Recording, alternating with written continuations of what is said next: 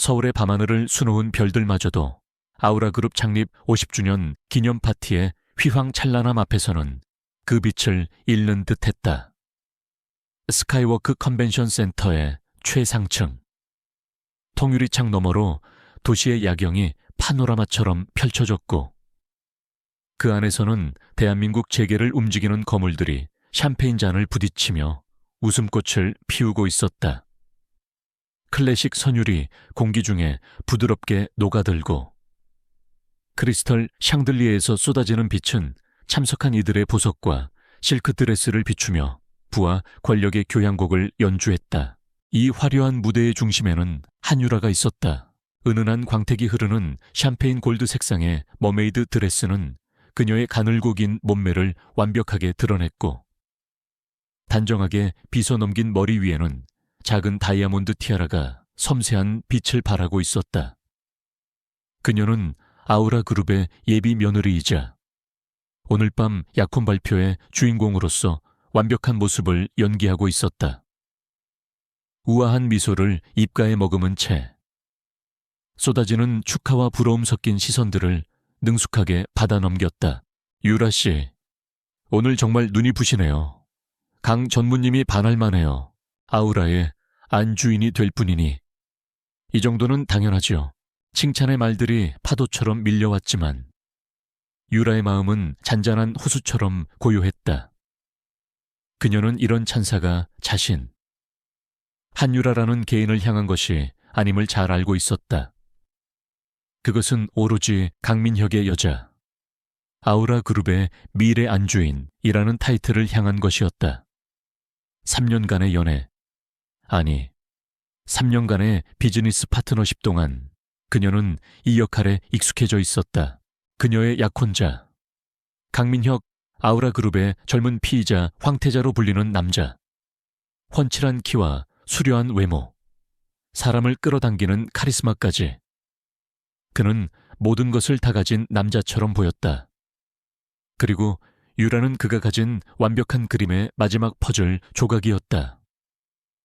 명문가 출신은 아니지만 지적이고 우아하며 언제나 그를 빛나게 해줄 줄 아는 현명한 여자. 우리 유라, 여기 있었네. 익숙한 목소리에 유라가 고개를 돌렸다. 잘 빠진 턱시도를 입은 강민혁이 다정하게 웃으며 그녀의 허리를 감쌌다. 그는 유라의 이마에 가볍게 입을 맞추며 주변 사람들에게 자신들의 완벽한 관계를 과시했다. 잠시 자리를 비워서 미안해. 중요한 손님과 할 얘기가 길어져서. 괜찮아요. 민혁 씨, 이 일 때문인걸요. 유라는 그의 품에 자연스럽게 기대며 대답했다. 하지만 그녀의 예민한 후각은 민혁의 턱시도 깃에서 풍기는 낯선 향수 냄새를 놓치지 않았다. 너무나도 달콤하고 농염하며 한유라 자신과는 전혀 어울리지 않는 그런 향기였다. 순간 심장이 차갑게 내려앉는 듯했지만 그녀는 애써 표정을 관리했다. 의심은 관계를 좀먹는 독이라는 것을 그녀는 너무나 잘 알고 있었다. 잠시 후 사회자가 단상에 올라 마이크를 잡았다. 파티장의 소음이 잦아들고 모든 이의 시선이 집중되었다. 신사숙녀 여러분, 오늘 이 기쁜 날을 더욱 빛내줄 특별한 소식이 있습니다. 아우라 그룹의 강대성 회장님을 단상 위로 모시겠습니다. 우레와 같은 박수 소리와 함께 강 회장이 무대에 올랐다.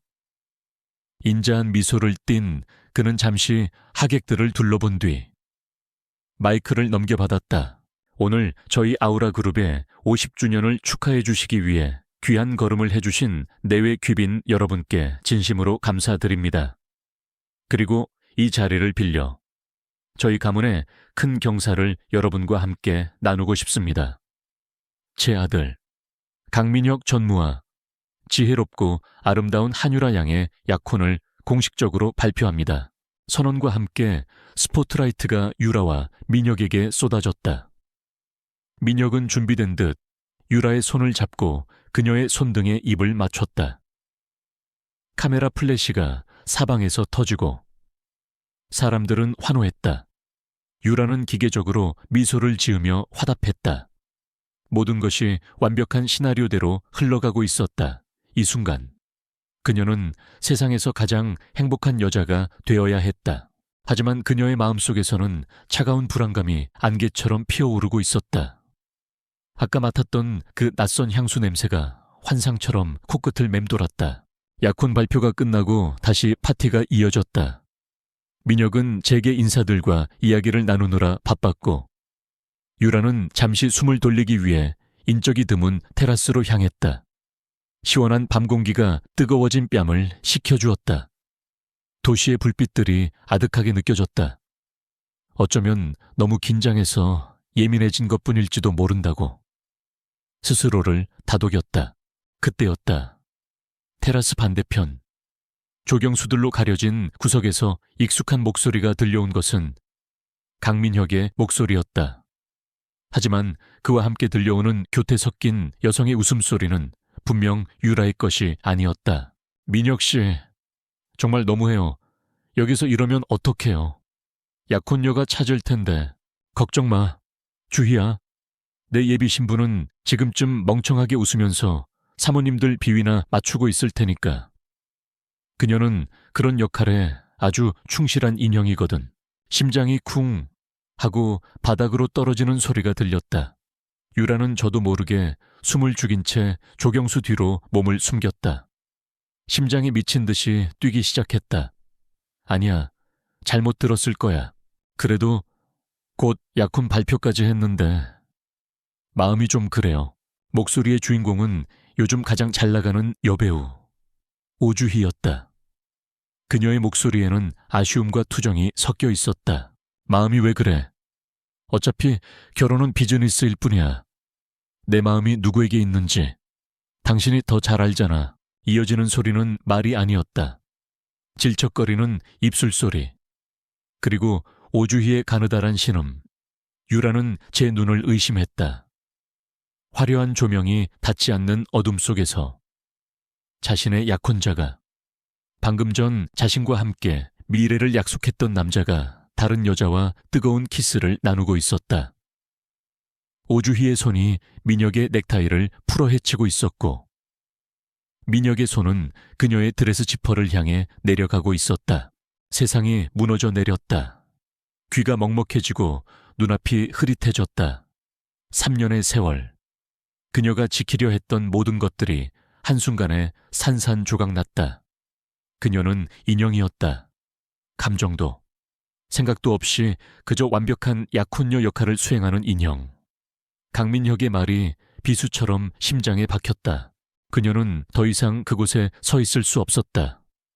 뒤돌아서는 순간 작은 소리가 났고 민혁의 시선이 이쪽을 향했다. 어둠 속에서 그의 눈과 마주쳤다.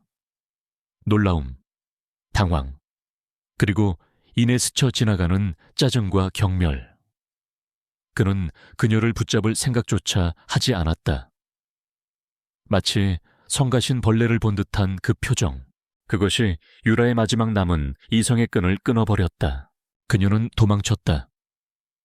드레스 자락이 발에 채이고 하이힐이 벗겨질 듯 위태로웠지만 멈출 수 없었다. 사람들의 시선, 축하의 말들, 화려한 조명, 모든 것이 그녀를 질식시키는 것 같았다. 그녀는 비상계단을 통해 미친 듯이 아래로 뛰어내려갔다. 눈물이 뺨을 타고 흘러내려 정성 들여 한 화장을 망가뜨렸다. 컨벤션 센터 1층 로비에 도착했을 때 그녀는 이미 만신창이었다.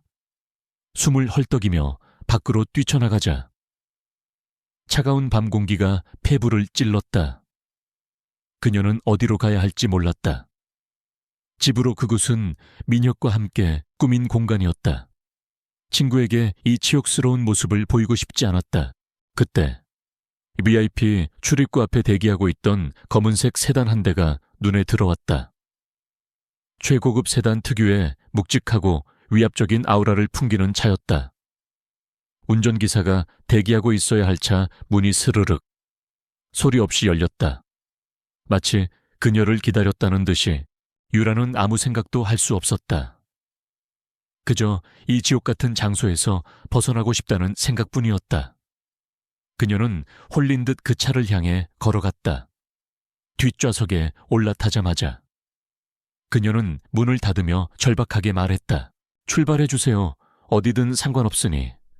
제발 여기서 멀리 떠나주세요. 차 안은 바깥의 소음이 완벽하게 차단된 채 고요했다. 고급 가죽 시트의 냄새와 은은한 남성용 스킨 향이 섞여 있었다. 유라는 그제야 자신이 무작정 남의 채 올라탔다는 사실을 깨달았다. 고개를 들자 어둠 속에서 자신을 바라보는 차가운 시선과 마주쳤다. 뒷좌석 반대편에 한 남자가 앉아 있었다. 어둠 속에서도 그의 실루엣은 날카롭고 단단했다. 맞춤 제작한 듯 완벽하게 몸에 맞는 검은색 슈트. 흐트러짐 없는 자세. 창밖의 불빛이 스쳐 지나갈 때 그의 서늘한 눈매와 오뚝한 콧날, 굳게 담은 입술이 드러났다. 그는 아무 말 없이 유라를 응시하고 있었다. 그 눈빛은 모든 것을 꿰뚫어 보는 듯 깊고 차가웠다. 누구시죠? 유라의 목소리가 떨려 나왔다. 남자는 대답 대신 손을 들어 운전석과의 칸막이를 올렸다. 좁은 공간은 순식간에 둘만의 밀실이 되었다. 그는 유라가 조금 전 파티장에서 본 기억이 있는 얼굴이었다. 아우라 그룹의 경쟁사, CKM의 총수, 권지훈, 재계의 은둔자이자 얼음 심장을 가진 남자라고 불리는 인물. 그가 왜 여기에 권지훈은 여전히 말이 없었다.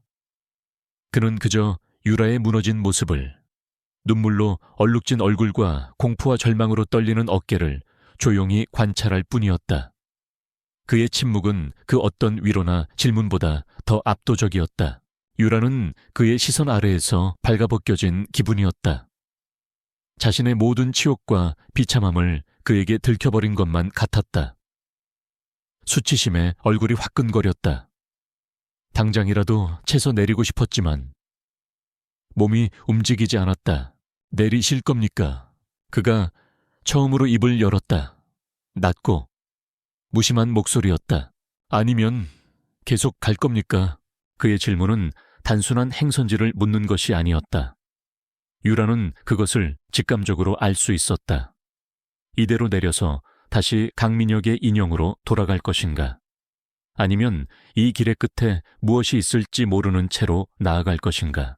강민혁의 경멸, 어린 눈빛, 오주희의 교태, 섞인 웃음소리가 이명처럼 귓가에 맴돌았다.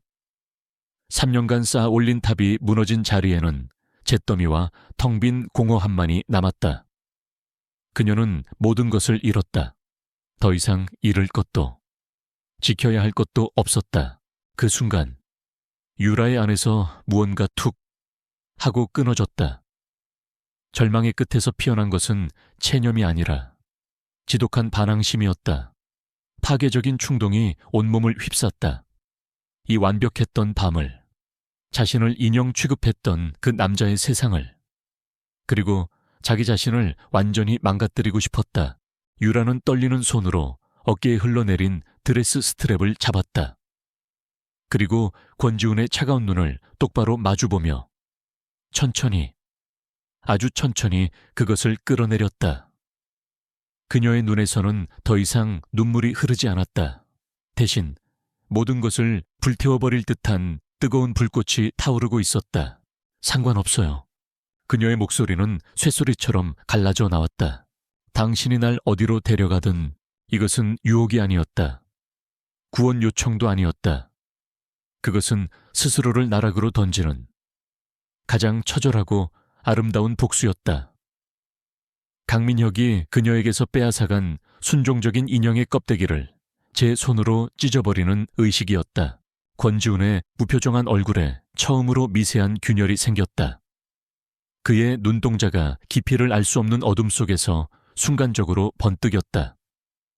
그는 눈앞의 이 여자가 절망의 끝에서 어떤 선택을 했는지 정확히 이해했다. 그는 부서진 백조의 마지막 날갯짓을, 그 처절한 아름다움을 말없이 지켜보았다. 차는 부드럽게 서울의 밤거리를 미끄러져 나갔다. 아우라 그룹의 화려한 파티가 열리는 컨벤션 센터의 불빛이 점점 더 멀어져 갔다. 잿더미 속에서 한 여자의 인생이 끝나고 또 다른 여자의 인생이 시작되고 있었다. 그리고 그 모든 것을 지켜보는 한 남자의 마음속에 지독한 소유욕과 함께 위험한 집착의 불꽃이 조용히 피어오르기 시작했다. 날카로운 햇살이 암막 커튼의 틈새를 비집고 들어와 눈꺼풀을 파고들었다. 한유라는 욱신거리는 관자놀이를 짚으며 힘겹게 눈을 떴다. 처음 보는 천장이었다. 극도로 절제된 디자인의 미니멀한 공간, 회색과 흰색, 검은색으로만 이루어진 방은 마치 고급 호텔의 스위트룸 같기도, 혹은 잘 꾸며진 모델하우스 같기도 했다. 공기 중에는 낯선 남자의 스킨 향과 서늘한 리넨 향이 감돌았다. 순간 지난밤의 기억이 파편처럼 머릿속을 스치고 지나갔다. 강민혁의 배신, 치욕스러운 눈물, 그리고 칠흑 같은 어둠 속에서 자신을 관통하던 어떤 남자의 차가운 시선과 충동적으로 저지른 하룻밤의 일탈. 유라는 저도 모르게 신음을 터뜨리며 이불을 끌어당겨 몸을 가렸다. 후회와 자기 혐오가 파도처럼 밀려왔다. 미쳤어. 한유라, 제정신이 아니었어. 어떻게 그런 짓을... 그녀는 수치심에 얼굴을 묻었다. 지난 3년간 강민혁의 여자로 살면서 단 한 번도 흐트러진 적 없었던 그녀의 완벽한 세계는 이제 복구할 수 없을 만큼 산산조각 나 있었다. 몸을 일으키자 온몸이 욱신거렸다. 옆자리는 비어 있었다. 남자는 이미 떠나고 없었다. 그가 남긴 것이라고는 침대 옆 협탁 위에 놓인 쇼핑백 하나와 작은 메모카드뿐이었다. 쇼핑백 안에는 심플한 디자인의 아이보리색 원피스와 속옷, 그리고 낮은 굽의 구두가 들어있었다. 그녀의 취향과는 거리가 멀었지만 지금 상황에선 선택의 여지가 없었다. 메모카드에는 군더더기 없는 필체로 주소 하나만 적혀 있었다. 1층에 차가 대기하고 있습니다. 그 남자의 성격을 보여주는 듯한 간결하고 무심한 메모였다. 권지훈. 그의 이름이 머릿속을 맴돌았다. 유라는 샤워를 하며 지난밤의 흔적을 씻어냈다. 거울 앞에 선 자신의 모습은 낯설었다. 눈가는 붉게 부어 있었고 입술은 터져 있었다. 하지만 그 엉망인 모습 속에서 그녀의 눈빛은 이전과 달랐다. 이전의 순종적이고 온화한 눈빛 대신 차갑고 단단하게 얼어붙은 무언가가 자리 잡고 있었다. 후회는 끝났다. 이제 남은 것은 현실이었다. 그녀는 새로 마련된 옷으로 갈아입었다. 이상하게도 몸에 잘 맞았다. 마치 그녀의 사이즈를 미리 알고 준비한 것처럼. 유라는 더 이상 깊게 생각하지 않기로 했다. 지금 그녀가 해야 할 일은 단 하나였다. 펜트하우스를 나선 유라가 향한 곳은 메모에 적힌 주소가 아니었다. 그녀는 로비에서 택시를 잡아 아우라 그룹 본사로 향했다. 어젯밤 파티의 주인공이었던 그녀는 오늘 아침 모든 것을 끝내기 위한 비장한 각오로 적진의 심장부로 향하고 있었다. 아우라 그룹 35층. 전무 이사실. 강민혁은 간밤의 숙취로 지끈거리는 머리를 부여잡고 있었다. 어젯밤 한유라가 자신과 오주희의 밀회 장면을 목격하고 뛰쳐나갔을 때 그는 잠시 당황했지만 대수롭지 않게 여겼다. 어차피 곧 울면서 돌아와 용서를 빌 것이 뻔했다. 한유라는 그런 여자였다. 강민혁이라는 세상 없이는 살 수 없는, 언제나 순종적인 인형. 그때 비서의 만류도 뿌리치고 사무실 문이 거칠게 열렸다. 전무님, 한유라 씨께서. 비서의 말이 채 끝나기도 전에 유라가 사무실 안으로 성큼성큼 걸어 들어왔다. 그녀의 모습에 민혁은 눈을 가늘게 떴다. 어젯밤의 화려한 드레스가 아닌 처음 보는 단정한 원피스 차림, 흐트러진 모습이지만 눈빛만큼은 얼음장처럼 차가웠다. 꼴이 이게 뭐야. 밤새 어디서 뭘 하고 이제 나타나. 민혁은 짜증 섞인 목소리로 말했다. 그는 당연히 유라가 사과하러 온 것이라 생각했다. 하지만 유라는 그의 예상과 전혀 다른 행동을 했다. 그녀는 아무 말 없이 민혁의 책상 앞으로 다가가 자신의 왼쪽 4번째 손가락에서 다이아몬드 반지를 빼내 책상 위로 던졌다. 5캐럿 다이아몬드가 차가운 대리석 위에서 경멸적인 소리를 내며 굴러갔다. 이게 무슨 짓이야? 민혁이 미간을 찌푸리며 물었다. 우리 끝났어요. 유라의 목소리에는 어떤 감정도 실려 있지 않았다. 마치 남의 이야기를 하듯 건조하고 차가웠다. 뭐 끝하. 어젯밤 일 때문에 이러는 거야 겨우. 그런 일로 한유라. 순진한 척 좀 그만하지. 이 바닥이 어떤 곳인지 몰라 남자들. 다 똑같아. 난 적어도 당신을 내 아내로 맞이하려고 했잖아. 그 사실 하나만으로도 감사해야 하는 거 아니야. 그는 조금도 미안한 기색이 없었다. 오히려 적반하장으로 그녀를 훈계하려 들었다. 그 오만한 태도에 유라의 마음속 마지막 남은 미련마저 재가 되어 사라졌다. 감사라. 그랬네요. 당신 같은 쓰레기를 내 인생의 주인으로 모실 뻔했는데 그걸 깨닫게 해줘서 정말 감사해요. 강민혁 씨, 뭐 쓰레기야. 한유라. 민혁이 자리에서 벌떡 일어섰다. 그의 얼굴이 분노로 붉게 달아올랐다. 당신이 지금 누구 덕에 그 자리에 있는지 잊었어. 내가 아니었으면. 넌 아직도 마케팅팀 구석에서 먼지나 먹고 있었을 거야. 당장 무릎 꿇고 사과해. 그럼 어젯밤 일은 없던 걸로 해줄 테니까. 그것이 강민혁의 본 모습이었다. 그는 유라의 재능이나 노력을 인정한 적이 단 한 번도 없었다. 그에게 유라는 그저 자신의 옆자리를 장식하는 예쁜 액세서리이자 마음대로 주무를 수 있는 소유물에 불과했다. 유라는 그의 말을 비웃으며 차갑게 말했다. 누가 누구에게 무릎을 꿇게 될지는 앞으로 두고 보면 알겠죠. 그리고 한 가지만 알아둬요. 난 당신이 생각하는 그런 인형이 아니에요. 그녀는 뒤돌아섰다. 더 이상 그와 같은 공간에서 숨 쉬고 싶지 않았다. 그녀의 단호한 뒷모습에 민혁은 순간 할 말을 잃었다. 늘 자신의 말 한마디에 안절부절 못하던 여자가 아니었다. 하지만 이내 그는 다시 비릿한 미소를 지었다. 후회하게 될 거다. 한유라, 나 없이 네가 뭘 할 수 있을 것 같은데 이 바닥에서 발도 못 붙이게 만들어주지.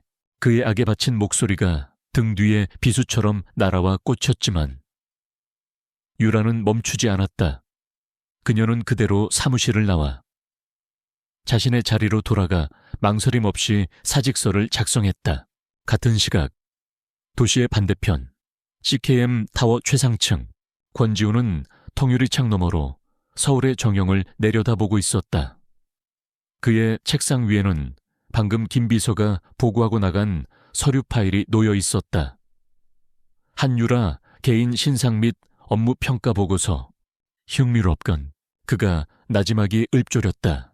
보고서의 내용은 그의 예상을 훨씬 뛰어넘는 것이었다. 한유라는 단순히 예쁘고 배경 좋은 여자가 아니었다.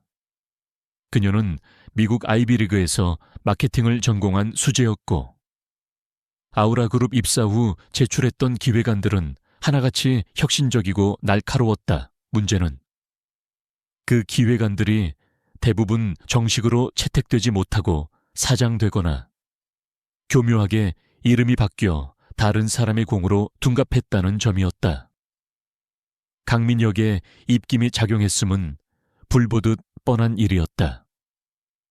그는 자신의 약혼녀가 자신보다 더 주목받는 것을 원치 않았던 것이다. 권지우는 어젯밤 그녀의 모습을 떠올렸다.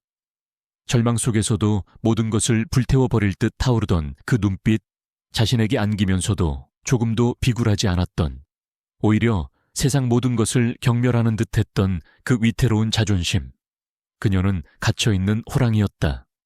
발톱과 이빨을 숨긴 채 고양이처럼 길들여지기를 강요당하고 있었던 것이다. 김비서요. 인터컴을 누르자 곧바로 대답이 돌아왔다. 예, 회장님, 인사팀에 연락해서 마케팅 전략기획실에 팀장급으로 TO 하나 만들라고 그래. 네, 갑자기 어떤 분을 염두에 두고 계신 겁니까? 김비서의 목소리에는 당혹감이 묻어났다. CKM의 인사 시스템은 철저하기로 유명했다. 갑작스러운 특채는 전례 없는 일이었다. 권지우는 잠시 창밖을 바라보았다. 그의 입가에 희미한 미소가 걸렸다. 그것은 사냥감을 발견한 포식자의 미소와도 같았다. 주인을 잃고 떠도는 호랑이가 한 마리 있거든. 우리가 거둬야지. 그는 서류 파일 맨 위. 한유라의 증명사진을 손가락으로 가볍게 쓸었다. 사진 속 그녀는 단정하고 부드러운 미소를 짓고 있었다. 하지만 권지우는 이제 알고 있었다. 저 미소 뒤에 얼마나 날카로운 발톱이 숨겨져 있는지를. 어젯밤의 일은 그에게도 충동적인 사건이었다. 하지만 이제 그것은 단순한 하룻밤의 해프닝이 아니게 되었다.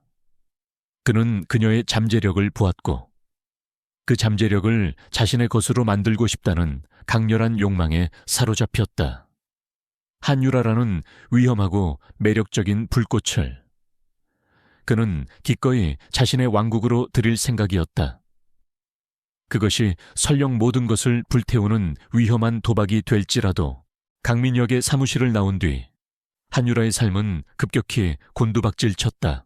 아우라 그룹에 사직서를 제출한 것은 그녀의 의지였지만 그 이후에 닥쳐온 현실은 그녀가 감당하기 힘든 무게로 다가왔다. 그녀는 강민혁과 만나기 전부터 가지고 있던 작은 오피스텔로 돌아왔다. 화려했던 펜트하우스의 옷장과 보석함은 신기루처럼 사라지고 단출한 살림살이만이 덩그러니 남은 공간은 그녀의 처지를 적나라하게 보여주었다. 처음 며칠은 괜찮았다. 3년간 억눌렸던 삶에서 벗어났다는 해방감. 그리고 강민혁의 오만한 얼굴에 통쾌하게 한 방을 날렸다는 사실이 그녀를 버티게 했다. 하지만 시간이 흐를수록 냉혹한 현실이 그녀의 목을 조여왔다. 그녀는 새로운 직장을 구하기 위해 이력서를 넣기 시작했다. 업계 최고의 스펙과 아우라 그룹에서의 경력은 분명 큰 무기가 될 터였다. 서류 전형은 대부분 무리 없이 통과했다. 문제는 그 다음이었다. 면접 일정이 잡혔다가 갑자기 취소되는 일이 반복되었고 유력했던 포지션에서는 아무런 설명 없이 불합격 통보가 날아왔다. 처음에는 우연이라 생각했다. 하지만 세 번째, 네 번째 거절이 이어지자 유라는 깨달았다. 이것은 우연이 아니었다. 강민혁과 아우라 그룹에 보이지 않는 손이 움직이고 있었다. 후회하게 될 거다. 한유라, 이 바닥에서 발도 못 붙이게 만들어주지. 그녀의 귓가에 민혁의 목소리가 환청처럼 맴돌았다. 그는 정말로 자신이 뱉은 말을 실행에 옮기고 있었다. 업계에 소문이 퍼졌을 것이다. 한유라는 배은망덕하게 약혼자를 배신하고 뛰쳐나간 여자, 혹은 아우라 그룹의 기밀을 빼내려다 쫓겨난 문제 사원. 어떤 식으로든 그녀는 이미 요주의 인물로 낙인 찍혀 있었다.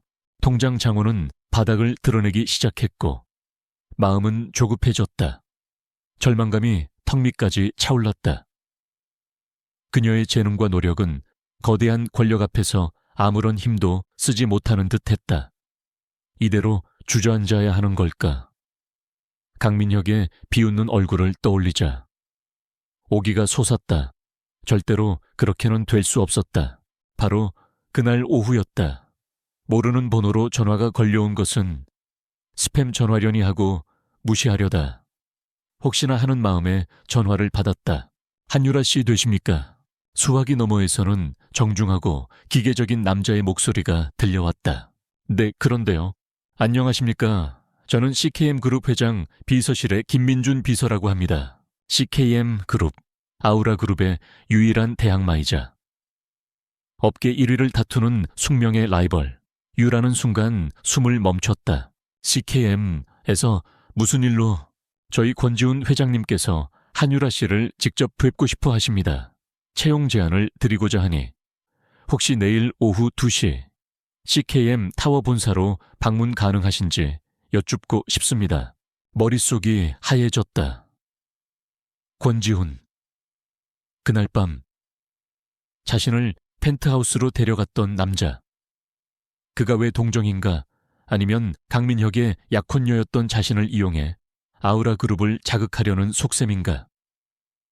온갖 의심이 꼬리에 꼬리를 물고 피어올랐다.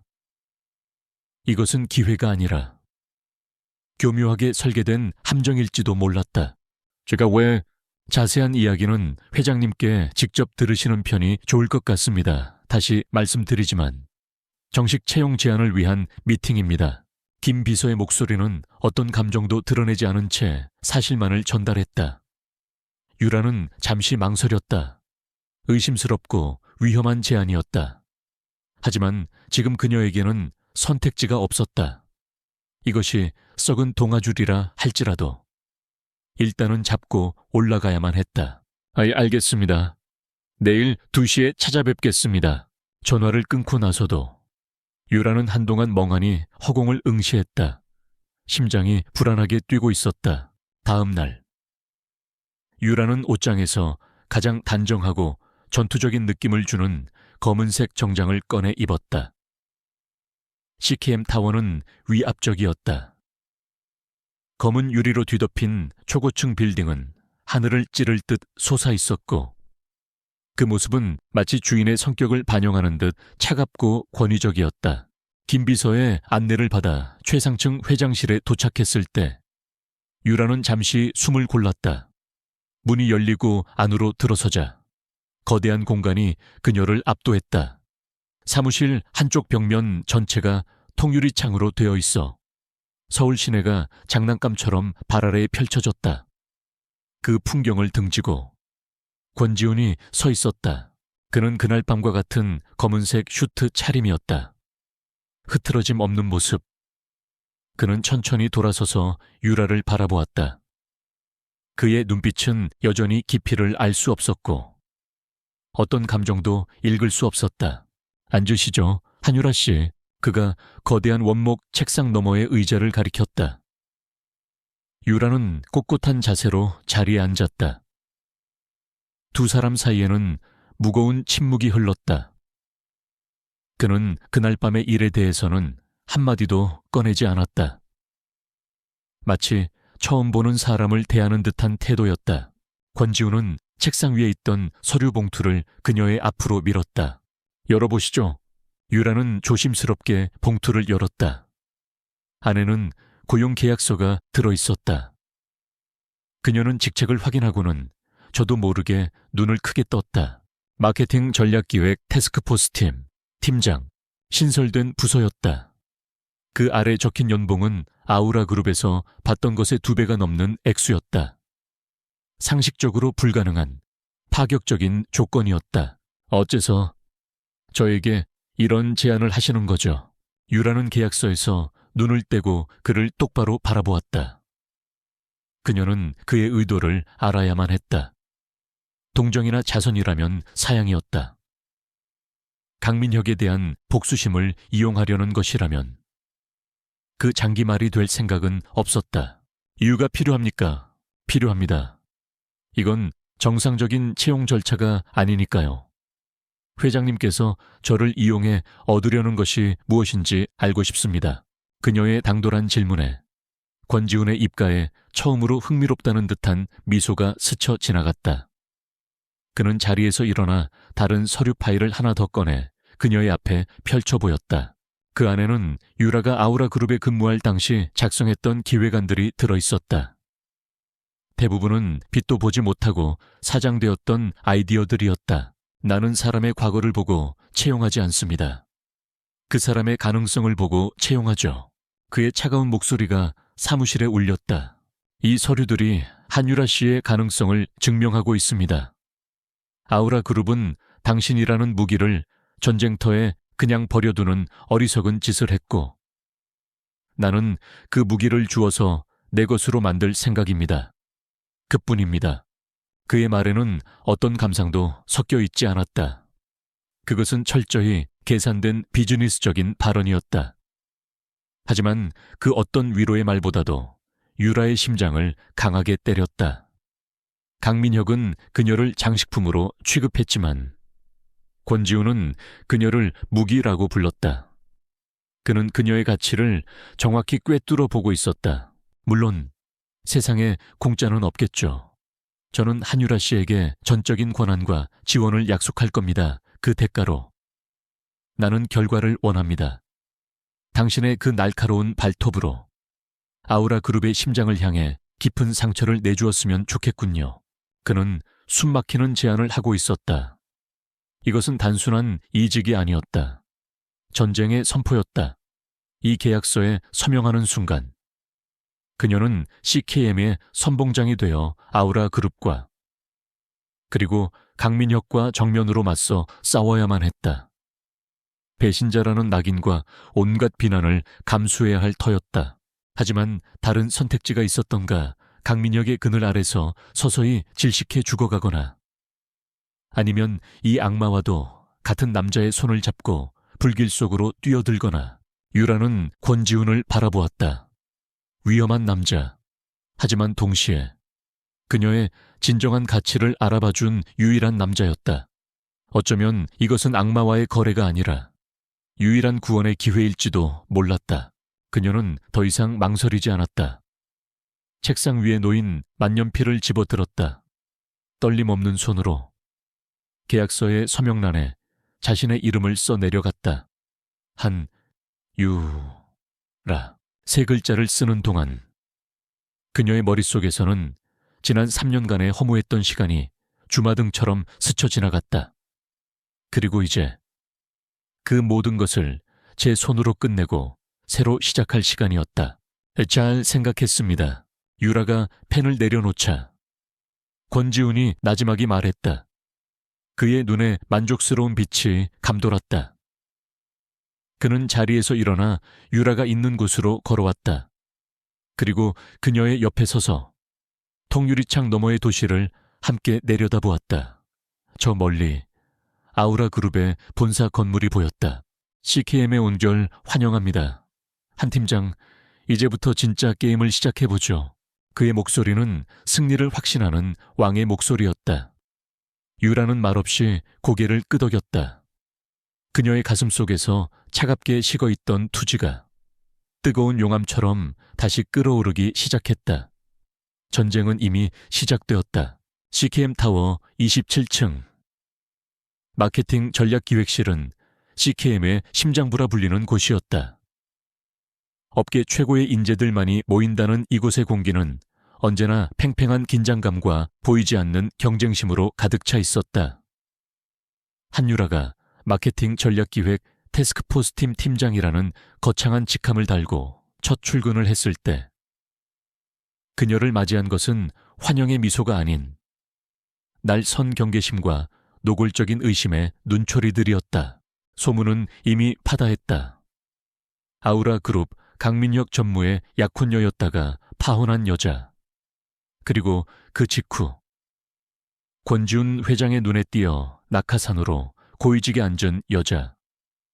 그들에게 한유라는 실력으로 증명된 인재가 아니라 회장과의 특별한 관계를 이용한 요물일 뿐이었다. 팀장님, 이쪽입니다.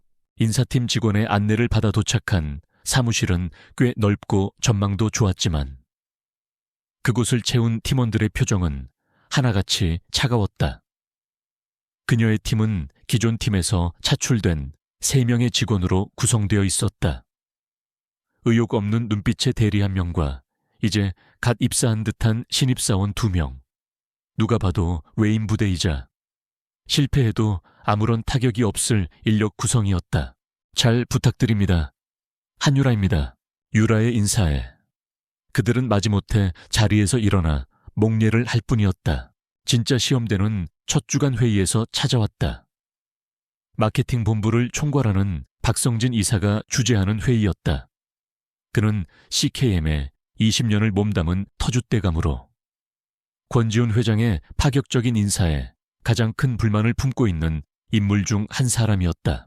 자, 그럼 새로 오신 한 팀장님께도 프로젝트를 하나 맡겨야 할 텐데 박 이사는 서류를 뒤적이는 척하며 능글맞은 미소로 유라를 바라보았다.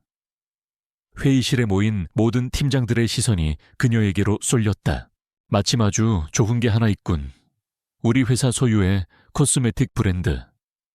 벨아미, 한 팀장님이 한번 맡아서 살려보는 게 어떻겠소?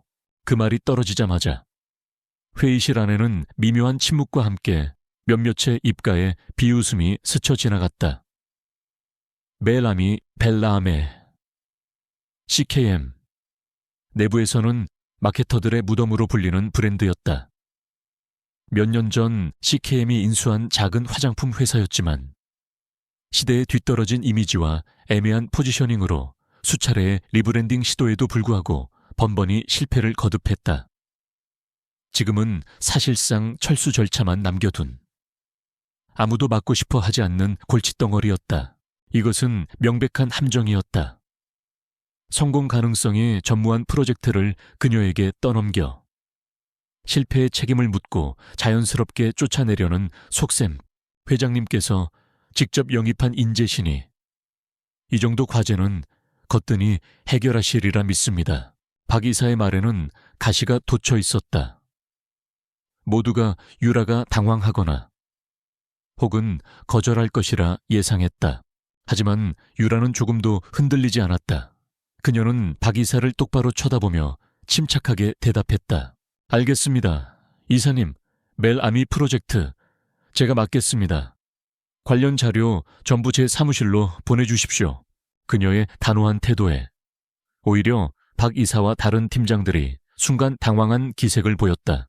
유라는 그렇게 CKM에서의 첫 발을 사지로 직접 내디뎠다. 그날부터 유라의 전쟁이 시작되었다. 그녀는 퇴근도 잊은 채 벨아미의 자료에 파묻혔다. 과거의 마케팅 실패 사례, 재무제표, 소비자 데이터. 밤늦도록 그녀의 사무실 불은 꺼지지 않았다. 그녀의 팀원들은 처음에는 어디 얼마나 가나 보자는 식으로 방관했지만 며칠 밤낮으로 미친 듯이 일에 몰두하는 그녀의 모습을 보며 조금씩 태도가 바뀌기 시작했다. 유라는 사무실에만 앉아있지 않았다. 그녀는 직접 발로 뛰었다. 백화점과 로드숍을 돌며 경쟁사 제품들을 분석했고 타겟 연령층의 여성들을 대상으로 심층 인터뷰를 진행했다. 그녀는 데이터 너머에 진짜 소비자의 목소리를 듣고 싶었다. 며칠간의 분석 끝에 유라는 벨아미의 근본적인 문제점을 발견했다. 그것은 제품의 질이나 가격이 아니었다. 아름다움에 대한 시대착오적인 접근 방식이 문제였다. 벨아미는 화려한 모델을 내세워 완벽한 미를 강요하는 기존의 럭셔리 브랜드들을 어설프게 따라하고 있었다. 하지만 요즘의 젊은 소비자들은 더 이상 만들어진 아름다움에 열광하지 않았다. 그들은 나다움, 진정성에 더 큰 가치를 두고 있었다. 완전히 뒤집어야 해요. 팀 회의에서 유라가 선언했다. 우리가 팔아야 할 것은 화장품이 아니라 자존감입니다. 벨아미의 새 컨셉은 진실된 코스메톨로지, 신시어 코스메톨로지입니다. 화려함 대신 정직한 성분을, 완벽함 대신 자기 긍정을 이야기하는 겁니다. 그녀의 아이디어는 파격적이었다. 유명 모델 대신 다양한 외모와 개성을 가진 일반인들을 모델로 쓸 것, TV 광고 대신 진정성 있는 인플루언서들과의 협업을 통해 SNS 바이럴에 집중할 것, 패키지는 극도로 미니멀하게 바꾸고 마케팅 비용을 줄이는 대신 제품의 핵심 성분에 투자할 것. 슬로건은 이겁니다. 세상의 유일한 뷰티 스탠다드는 바로 당신입니다. 회의실에는 정적이 흘렀다. 처음에는 반신반의하던 팀원들의 눈빛이 조금씩 빛나기 시작했다. 그들은 깨닫고 있었다. 이것은 단순한 리브랜딩이 아니라 시장의 판도를 바꿀 수도 있는 거대한 도전이라는 것을. 한편 CKM 타워 최상층 권지우는 자신의 사무실에 설치된 모니터를 통해 27층의 풍경을 보고 있었다. 정확히는 밤늦게까지 불이 꺼지지 않는 한유라의 사무실을 보고 있었다. 김 비서가 가져오는 일일 보고서만으로는 부족했다. 그는 그녀의 모든 것을, 그녀가 어떻게 싸우고 어떻게 자신의 길을 만들어 나가는지를 직접 보고 싶었다. 그는 컴퓨터 화면에 집중하는 그녀의 날카로운 옆모습을, 팀원들을 설득하는 열정적인 제스처를, 그리고 피곤해 지쳐 책상에 엎드려 잠든 모습까지도 모두 지켜보았다. 그에게 한유라는 더 이상 단순한 무기가 아니었다. 그녀는 그가 발굴한 보석이었고 그의 예상이 옳았음을 증명하는 살아있는 증거였다. 그녀를 향한 그의 시선은 단순한 흥미를 넘어 소유욕과 뒤섞인 위험한 집착으로 변해가고 있었다. 그는 그녀가 이 싸움에서 이기기를 바랐고 동시에 그녀의 승리가 오롯이 자신을 위한 것이 되기를 갈망했다. 드디어 벨아미의 새로운 캠페인이 런칭되었다. 초반 시장의 반응은 미지근했다. 하지만 SNS를 중심으로 입소문이 퍼지기 시작했다. 진짜 내 모습을 사랑하게 해주는 브랜드. 광고 모델이 평범한 내 친구 같아서 좋다는 긍정적인 리뷰가 쏟아졌다. 특히 젊은 여성들 사이에서 폭발적인 반응을 일으키며 벨아미는 단순한 화장품을 넘어 하나의 문화 현상처럼 번져나갔다. 온라인 쇼핑몰의 서버가 다운될 정도로 주문이 폭주했고 오프라인 매장에서는 품절 사태가 속출했다. 마케터들의 무덤이었던 벨아미는 단 몇 주 만에 올해의 신데렐라 브랜드로 화려하게 부활했다. 그리고 그 부활의 가장 큰 희생양은 바로 아우라 그룹의 주력 코스메틱 브랜드 아우라 노본조보였다. 톰 여배우 오주희를 모델로 내세워 여신의 아름다움을 강조하던 아우라 노본자보의 매출은 벨아미의 돌풍에 직격탄을 맞고 수직으로 하락하기 시작했다. CKM의 화장품 부문 시장 점유율은 급등했고 아우라 그룹은 속수무책으로 시장을 내주어야 했다. 한유라는 첫 번째 전투에서 완벽한 승리를 거두었다. 마케팅 본부는 충격에 휩싸였다.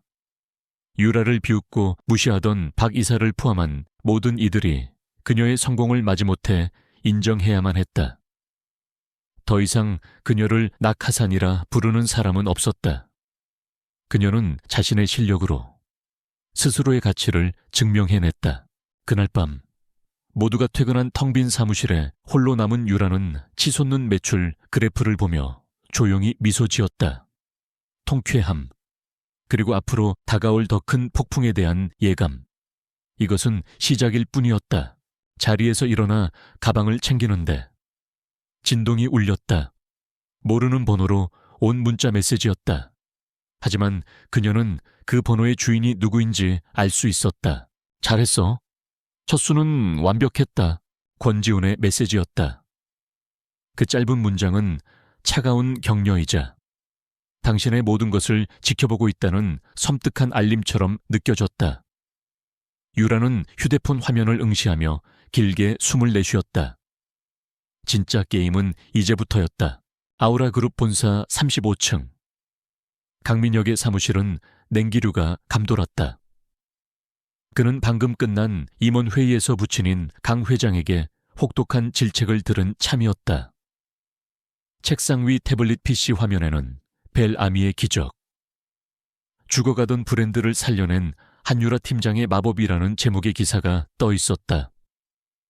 기사 속 사진에서 한유라는 자신감 넘치고 프로페셔널한 미소를 짓고 있었다. 그 미소가 강민혁의 심기를 더욱 불편하게 만들었다. 한유라, 그는 증오에 찬 목소리로 그녀의 이름을 읊조렸다. 벨아미의 성공은 단순한 비즈니스의 실패가 아니었다. 그것은 자신이 버린 여자에게 공개적으로 뺨을 맞은 것과 같은 치욕이었다. 자신이 인형이라 경멸했던 그녀가 이제는 자신의 왕국을 위협하는 가장 날카로운 창이 되어 돌아왔다. 주변에서는 그의 경영 능력에 대한 의심의 목소리가 나오기 시작했고, 심지어 그의 정부 칭후인 오주이마저 아우라 노붐 아수의 모델로서 자신의 이미지가 실추되고 있다며 징징거렸다. 모든 것이 엉망이었다. 그리고 그 모든 문제의 중심에는 한유라가 있었다. 그는 자존심에 깊은 상처를 입었다.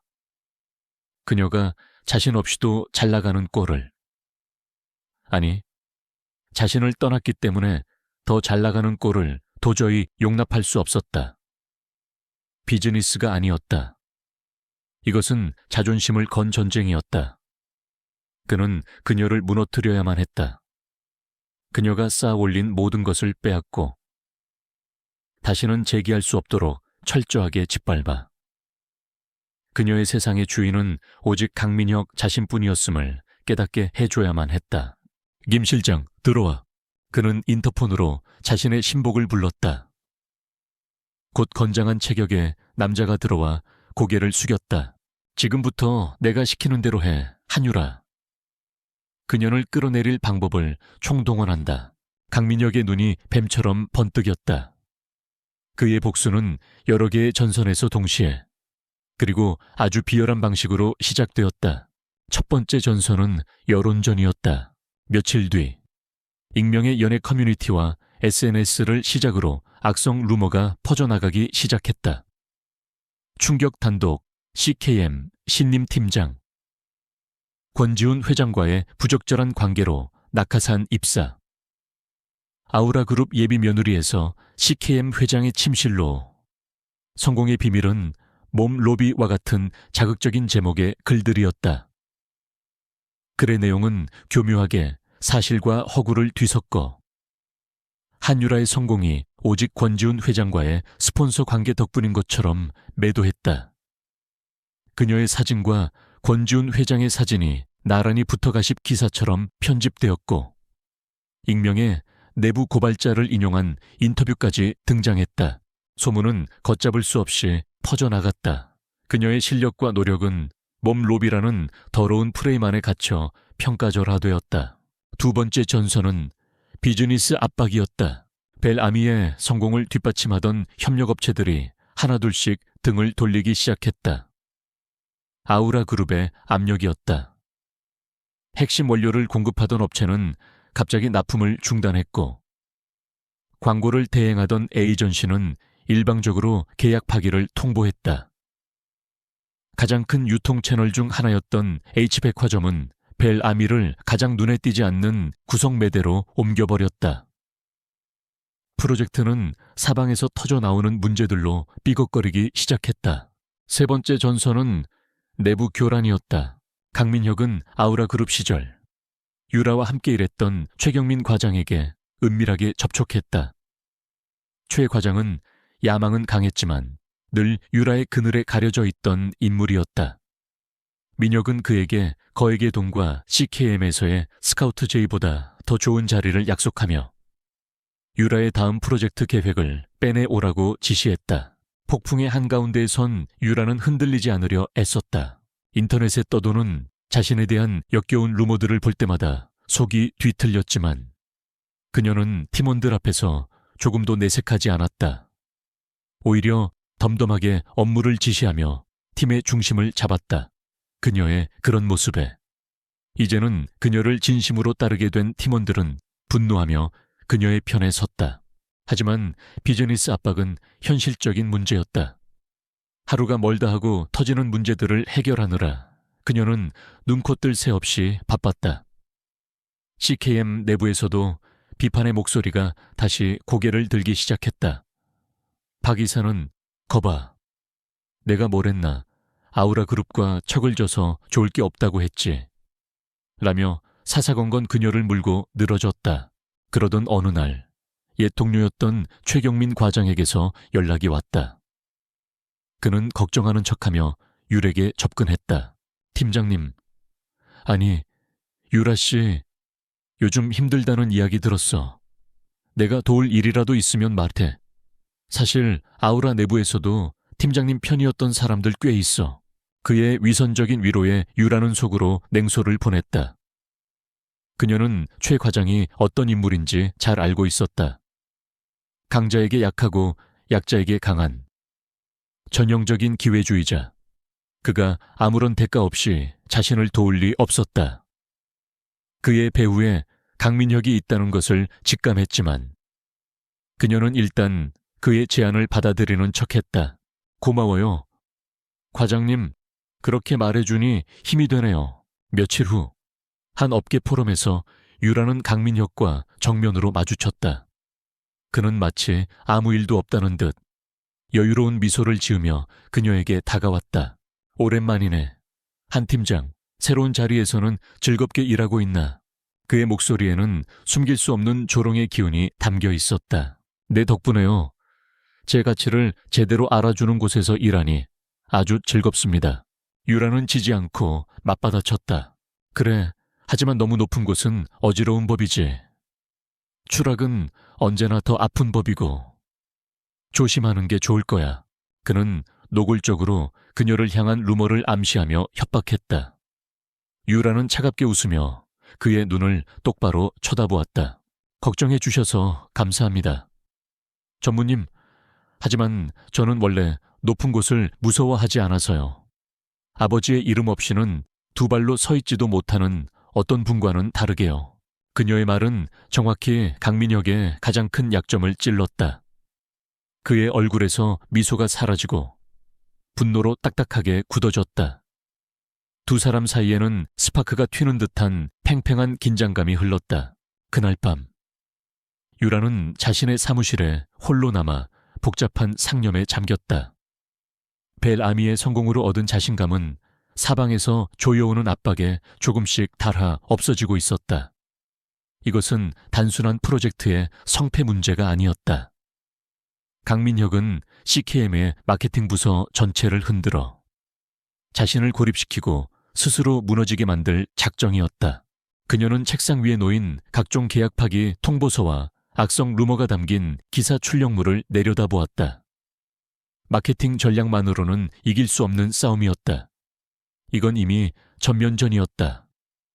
더 강력한 아군이, 그리고 더 높은 차원의 전략이 필요했다. 유라는 잠시 망설였다. 하지만 이내 결심을 굳혔다. 그녀는 휴대폰을 들어 익숙한 번호를 눌렀다. 액정에는 권지훈 회장이라는 이름이 떠 있었다. 그녀는 이제 이 전쟁에 CKM의 왕을 직접 끌어들이기로 마음먹었다. 회장님, 저 한유라입니다. 드릴 말씀이 있습니다. 전화기 너머 권지훈의 침묵은 그 어떤 대답보다도 무겁게 느껴졌다. 한유라의 전화를 받은 권지훈은 10분 후에 내 사무실로 올라오도록 이라는 짧은 말만 남기고 전화를 끊었다. 그의 목소리는 늦은 밤의 피곤함이나 갑작스러운 호출에 대한 귀찮음이 전혀 묻어나지 않는 언제나처럼 서늘하고 평탄한 음조였다. CKM 타워 최상층. 회장실의 문을 열었을 때 권지훈은 도시의 야경을 등진 차에 그녀를 기다리고 있었다. 그는 유렉의 자리에 앉으라는 손짓을 한 뒤 자신도 맞은편 소파에 깊숙이 몸을 묻었다. 뭐거해. 명령은 간결했다. 유라는 주저하지 않았다. 그녀는 감정적인 호소나 불평 대신 현재 CKM과 벨아미 프로젝트가 직면한 위기 상황을 객관적인 데이터와 함께 브리핑했다. 아우라 그룹의 조직적인 비즈니스 압박, 출처가 분명한 온라인상의 악성 루머 캠페인, 그리고 옛 동료 최경민 과장의 의심스러운 접근까지. 그녀의 보고는 문제 제기에서 그치지 않고 각 사안이 CKM에 미칠 예상 손실과 파급 효과까지 분석하고 있었다. 그녀는 도움을 구걸하러 온 부하 직원이 아니라 기업의 위기를 보고하는 유능한 전략가였다. 권지훈은 팔짱을 낀 채 미동도 없이 그녀의 보고를 들었다. 그의 얼굴은 가면처럼 무표정해서 그녀의 말을 긍정하는지 부정하는지조차 읽을 수 없었다. 보고가 모두 끝나자 사무실에는 무거운 침묵이 흘렀다. 유라는 마른 입술을 축이며 그의 다음 말을 기다렸다. 그가 어떤 해결책을 제시해 줄까? 아우라 그룹에 직접 경고를 날릴까? 아니면 막대한 자금력으로 협력업체들을 다시 끌어올까? 하지만 그의 입에서 나온 말은 전혀 예상 밖의 것이었다. 그래서 한 팀장의 계획은 뭐지? 그는 해결책을 제시하는 대신 공을 다시 그녀에게 넘겼다. 그의 눈빛은 네가 이 문제를 어떻게 해결할지 어디 한번 들어보자는 듯한 날카로운 시험관의 그것이었다. 순간 유라의 등줄기에 식은땀이 흘렀다. 하지만 그녀는 당황하지 않았다. 이미 여기까지 오면서 최악의 상황과 그에 대한 대응책을 수없이 시뮬레이션해 본 후였다. 이것은 그가 자신을 시험하는 마지막 관문일지도 몰랐다. 정면 승부로는 승산이 없습니다. 아우라 그룹이 가진 업계 장악력은 저희보다 우위에 있으니까요. 우리는 그들이 만들어 놓은 판이 아니라 우리가 만든 새로운 판에서 싸워야 합니다. 그녀는 준비해온 전략을 펼쳐놓기 시작했다. 유통 채널의 압박에 대응하기 위해 오프라인 비중을 줄이고 온라인 직접 판매 D2C 채널을 강화하여 소비자와의 직접적인 연결고리를 만들 것. 악성 루머에는 감정적인 반박 대신 진정성이라는 브랜드 가치를 더욱 확고히 하는 PR 캠페인으로 맞설 것.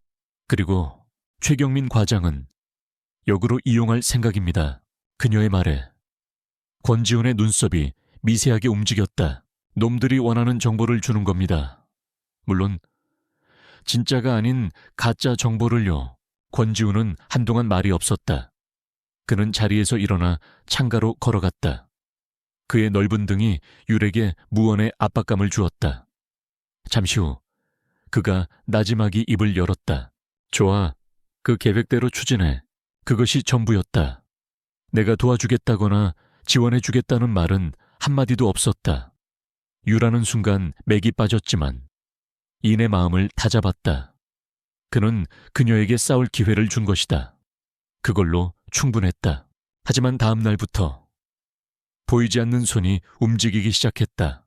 유라가 새로운 원료 공급 업체를 수소문하며 난관에 부딪혔을 때 김 비서가 갑자기 그녀의 사무실을 찾아왔다.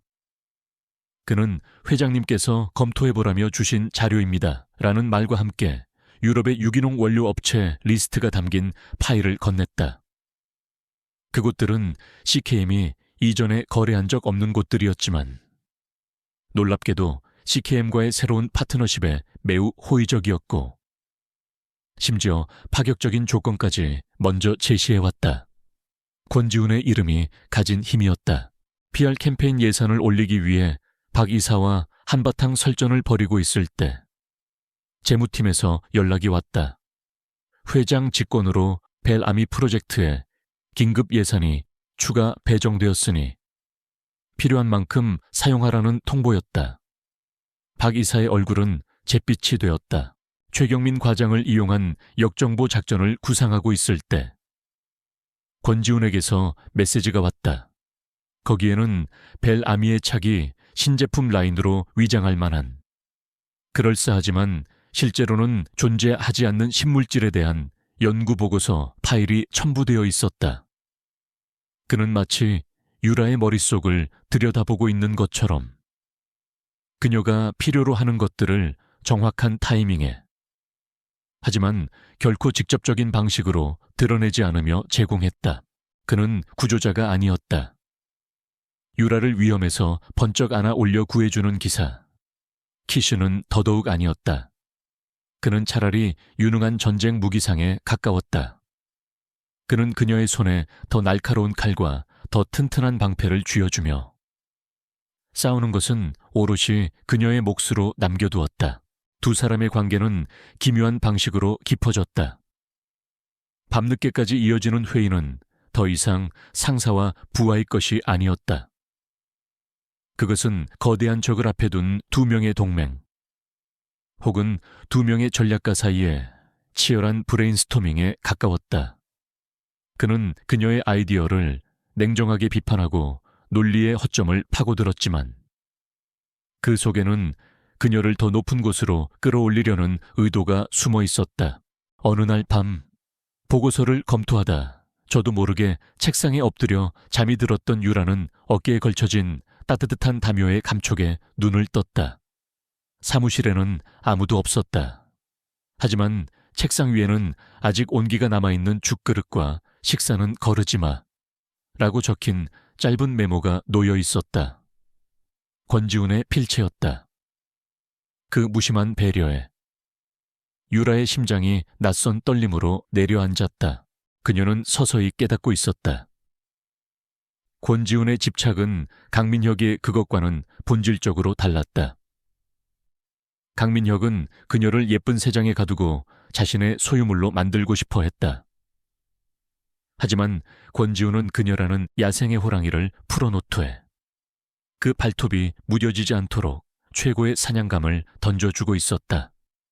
그의 집착은 소유가 아닌 성장에 대한 것이었다. 자신이 발견한 원석이 어떻게 최고의 보석으로 다듬어지는지를 끝까지 지켜보려는 위험하지만 매혹적인 장인의 집념과도 같았다. 그것은 두려운 동시에 이상할 정도로 큰 힘이 되었다. 유라의 방역은 체계적으로 이루어졌다. 벨아미의 공식 온라인 스토어는 오픈과 동시에 서버가 마비될 정도로 성공을 거두었고 유통 채널의 압박에서 상당 부분 자유로워졌다. 진실성 있는 고객들의 후기를 기반으로 한 새로운 PR 캠페인은 몸 로비라는 악성 루머를 정면으로 돌파하며 오히려 브랜드의 신뢰도를 높였다. 한 유명 시사 저널리스트는 아우라 그룹과 연계된 유령 회사가 온라인 루머의 진원지임을 폭로하는 탐사 보도를 내보내기도 했다. 그리고 마침내 유라는 최경민 과장에게 미끼를 던졌다. 그녀는 권지훈이 건네준 가짜 신물질 아이르 팩tor에 대한 개발 계획서를 실수인 척 그의 근처에 흘렸다.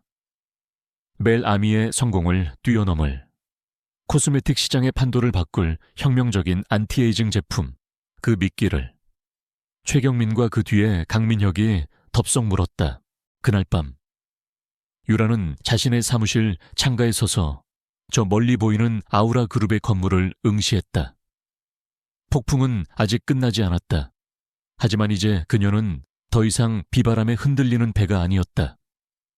그녀는 보이지 않는 손의 인도를 받으며 폭풍의 눈을 향해 정면으로 나아가고 있었다.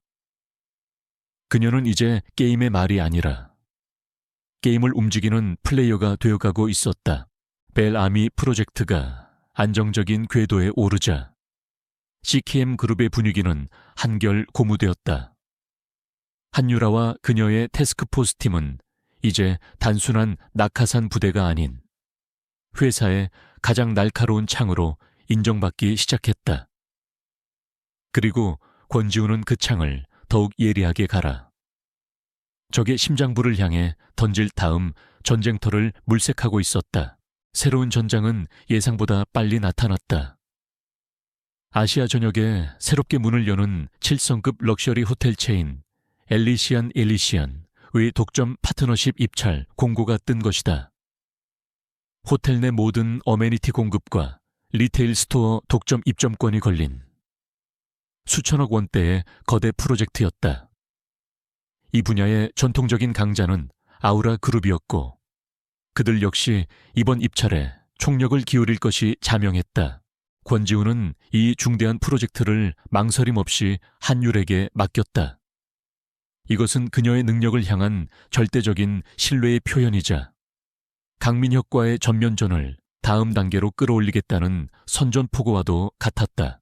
이번 입찰의 핵심은 제품의 질이 아니야. 안정성과 미래 가치지. 우리가 아우라 그룹보다 더 신뢰할 수 있고 더 비전 있는 파트너라는 것을 증명해야 해. 권지훈의 지시는 명확했다. 유라는 이제 화장품 시장을 넘어 아우라 그룹이라는 거대한 제국 자체와 싸워야 했다. 엘리시안을 설득하기 위해. 유라는 아우라 그룹의 기업 구조와 재무 상태에 대한 전면적인 분석에 착수했다.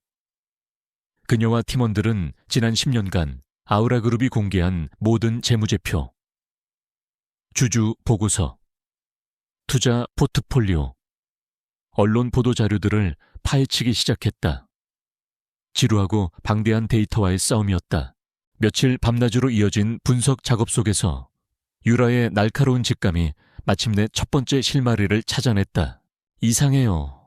뭔가 패턴이 보여요. 유라는 회의실 스크린에 여러 개의 재무보고서를 띄워놓고 말했다. 아우라 그룹은 지난 10년간 겉보기에는 전혀 연관성이 없는 소규모 건설 및 개발 회사들에 꾸준히 투자해왔어요. 대부분 이렇다 할 실적도 없는 회사들이죠. 그리고 이 투자금은 거의 모두 회계상 손실로 처리되었습니다. 전형적인 사업 다각화 실패 사례 아닌가요? 대기업에서 흔히 있는 일이죠. 팀원 중 한 명이 반문했다. 하지만 시기가 너무 절묘해요. 유라가 그래프의 특정 지점들을 짚었다. 이 손실 처리 시점들을 보세요. 대부분 아우라 그룹이 막대한 영업이익을 기록해서 법인세를 낮춰야 할 시점, 혹은 대규모 신규 프로젝트 런칭 직전과 정확히 일치해요. 마치 의도적으로 장부상의 손실을 만들어내는 것처럼요. 회의실에 긴장감이 감돌았다. 유라는 더 깊이 파고들었다.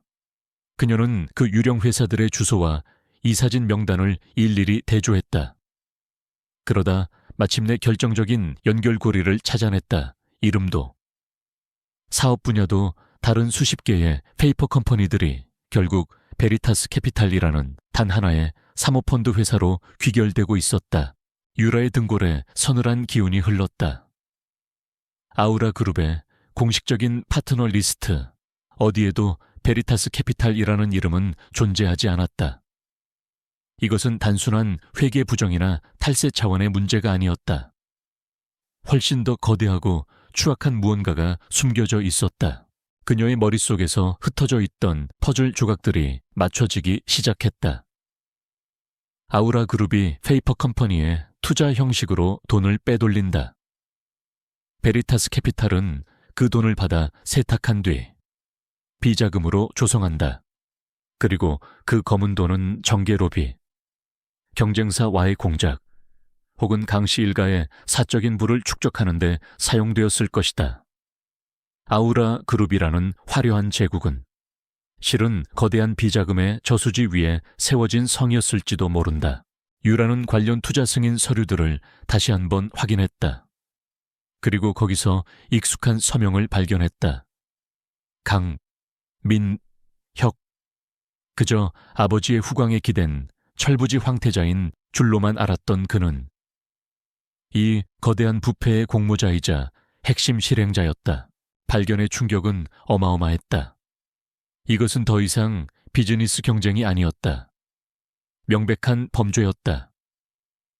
이 사실을 세상에 공개한다면 강씨 일가와 아우라 그룹은 재기불능의 타격을 입을 것이다. 대한민국 재계 전체를 뒤흔들 메가톤급 스캔들이 될 터였다.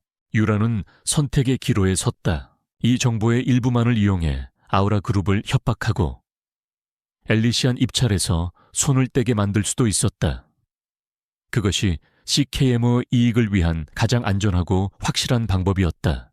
하지만 그녀의 마음속에서 무언가가 그것은 정답이 아니라고 외치고 있었다. 이것은 더 이상 강민혁 개인에 대한 복수가 아니었다. 정의의 문제였다. 부패한 권력에 대한 심판의 문제였다. 그녀가 눈을 감아버린다면 그녀 역시 그들의 범죄를 묵인하는 공범이 되는 것이었다. 그녀는 위험한 길을 선택하기로 결심했다. 구석에 몰린 쥐가 어떤 식으로 발악할지는 불보듯 뻔했다. 아우라 그룹은 자신들의 비밀을 지키기 위해서라면 무슨 짓이든 할 것이다. 하지만 그녀는 물러설 수 없었다. 그날 밤 유라는 자신의 모든 발견을 하나의 암호화된 파일에 정리했다. 아직은 정황 증거가 대부분이었지만 거대한 음모를 가리키는 화살표는 분명했다. 그녀는 파일을 손에 든 채 사무실 창가에 섰다. 발 아래 펼쳐진 도시의 불빛들이 아득하게 느껴졌다. 그녀가 지금부터 내리는 결정이 그녀 자신뿐만 아니라 수많은 사람들의 운명을 바꾸게 될 것이었다. 그녀는 엘리베이터를 탔다. 법무팀이나 언론사가 아니었다. 그녀가 향한 곳은 건물의 가장 높은 곳, 권지훈의 사무실이었다. 이 거대한 짐승과 싸우기 위해서는 자신의 뒤에 서 있는 또 다른 맹수의 힘이 필요했다. 그와 자신은 이제 단순한 상사와 부하, 혹은 비즈니스 파트너를 넘어 생사를 같이 하는 공범이 되어야만 했다. 회장실 문 앞에 선 유라는 짧게 심호흡을 했다. 문을 두드리는 그녀의 손에는 아주 작은 떨림도 없었다. 이 문을 여는 순간 더 이상 돌아갈 수 없는 강을 건너게 될 터였다. 전쟁의 서막이 아니라 진짜 전쟁의 시작이었다. 권지훈의 사무실 문이 등 뒤에서 닫히자 한유라는 세상과 단절된 듯한 기분을 느꼈다. 이 방 안에서 오가는 이야기는 이제 두 사람의 운명뿐만 아니라 거대한 두 기업의 명운을 결정하게 될 터였다. 그녀는 말없이 노트북을 열어 회장실의 거대한 스크린과 연결했다. 그리고 지난 며칠간 밤을 새워 정리한 자료들을 화면에 띄웠다. 그것은 아우라 그룹이라는 제국에 감춰진 치부를 드러내는 거대한 음모의 지도였다. 유령 회사들의 복잡한 지분 구조, 의심스러운 자금의 흐름, 그리고 모든 것이 귀결되는 베리타스 캐피탈이라는 블랙홀. 그녀의 발표는 차분했지만 단어 하나하나에 날카로운 확신이 실려 있었다. 권지훈은 미동도 없이 스크린을 응시했다. 그의 얼굴에는 어떤 표정도 떠오르지 않았지만 그의 눈빛은 그 어느 때보다 깊고 차갑게 빛나고 있었다. 유라가 발견한 부패의 규모에 대한 놀라움, 그것을 파헤친 그녀의 집요함과 분석력에 대한 감탄, 그리고 마침내 숙적의 치명적인 약점을 발견한 포식자의 냉혹한 계산이 그의 내면에서 휘몰아치고 있었다.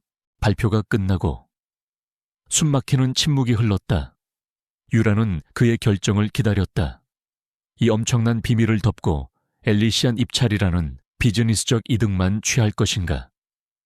아니면 제국의 심장을 향해 칼을 겨눌 것인가? 한참 후 권지훈이 마침내 입을 열었다. 그는 그녀를 칭찬하지 않았다. 대신 모든 것에 무게를 담은 질문을 던졌다. 이게 뭘 의미하는지 정말로 알고 있나? 한유라, 그의 목소리는 강철처럼 차가웠다. 이건 더 이상 비즈니스 경쟁이 아니야. 전쟁이지. 만약 우리가 이 일을 시작하고 실패한다면 저들은 우리의 커리어를 망가뜨리는 선에서 끝나지 않을 거다. 우리 존재 자체를 지워버리려 하겠지. 그는 마지막으로 그녀의 각오를 시험하고 있었다. 이 위험한 다리를 함께 건널 준비가 되었는지를. 유라는 그의 눈을 피하지 않았다. 그녀의 목소리는 흔들림 없었다. 알고 있습니다. 하지만 여기서 멈춘다면 결국 저들이 이기는 겁니다. 전 그렇게는 못하겠습니다. 그 대답을 듣는 순간 권지훈의 입가에 희미하지만 분명한 미소가 떠올랐다. 위험하고도 매혹적인, 승리를 확신한 자의 미소였다. 좋아. 나도 지는 건 싫으니까. 그 순간 두 사람의 관계는 새로운 국면을 맞이했다. 단순한 상사와 부하가 아닌 공동의 목표를 위해 목숨을 건 파트너, 위험한 동맹이 공식적으로 결성된 것이다. 권지훈의 행동은 신속하고 은밀했다. 그는 그날부로 절대적인 보안 속에서 움직일 그림자 팀을 소집했다. 오직 자신과 유렉에만 직접 보고하는 CKM 내 최정예 멤버들이었다. 그의 충직한 오른팔인 김민준 비서, CKM 감사팀 최고의 법인 회계 분석가, 그리고 전설적인 실력을 가진 화이트 해커 출신의 보안 전문가까지. 그들의 임무는 유라가 제시한 정황 증거들을 누구도 반박할 수 없는 물증으로 바꾸는 것이었다. 베리타스 캐피탈의 서버를 뚫고 자금의 흐름을 추적하며 아우라 그룹 내부의 원본 장부를 확보해야 했다. 그것은 합법과 불법의 경계를 넘나드는 위험천만한 작전이었다. 그림자 팀이 움직이기 시작하자 아우라 그룹의 강씨 부자 역시 무언가 심상치 않은 낌새를 눈치챘다. 최경민 과장을 통해 들어오는 정보만으로는 설명되지 않는 CKM의 움직임, 혹은 그들의 검은 네트워크를 통해 자신들을 향한 조사가 시작되었다는 경고가 들어왔을 것이다. 강민혁의 방역은 이전보다 훨씬 더 노골적이고 폭력적으로 변했다. 어느 날 밤, 유라가 퇴근하고 돌아온 오피스텔은 난장판이 되어 있었다. 누군가 침입해 모든 것을 뒤집어 놓았지만 훔쳐간 것은 아무것도 없었다. 명백한 경고였다. 그 다음 날부터는 검은색 세단이 대놓고 그녀의 뒤를 쫓기 시작했다. 위협은 그녀에게만 향하지 않았다. 벨아미 프로젝트를 함께했던 그녀의 팀원 중 한 명이 퇴근길에 뺑소니 사고를 당해 다리가 부러지는 일이 발생했다. 경찰은 단순 사고로 결론 내렸지만 유라는 그것이 자신을 향한 또 다른 경고 메시지임을 알 수 있었다. 그녀의 주변 사람들을 다치게 해서 그녀를 고립시키려는 비열한 수법이었다. 공포가 엄습했다. 하지만 그럴수록 유라의 투지는 더욱 단단해졌다. 권지훈 역시 곧바로 대응에 나섰다. 그는 더 이상 보이지 않는 곳에서만 움직이지 않았다. 오늘부로 이쪽으로 출퇴근하도록 그는 유라를 CKM 소유의 최고급 보안 레지던스로 불렀다. 철통 같은 보안 시스템과 24시간 경호 인력이 상주하는 곳이었다. 이건 사적인 배려가 아니야. 회사의 핵심 자산을 보호하기 위한 조치일 뿐이니 오해하지 마. 그는 무심하게 말했지만 그 행동 속에 담긴 의미를 유라는 알 수 있었다. 그는 그녀를 지키고 있었다. 권지훈은 자신의 개인 경호팀까지 동원해 보이지 않는 곳에서 유라의 신변을 보호하게 했다. 레지던스의 서재에서 밤늦게까지 작전 회의를 하던 어느 날이었다. 계속되는 긴장과 압박감에 유라의 얼굴에 잠시 지친 기색이 스쳤다. 그 순간을 놓치지 않고 권지훈이 나지막이 말했다. 우린 함께야. 저들이 당신을 건드리게 두지 않아.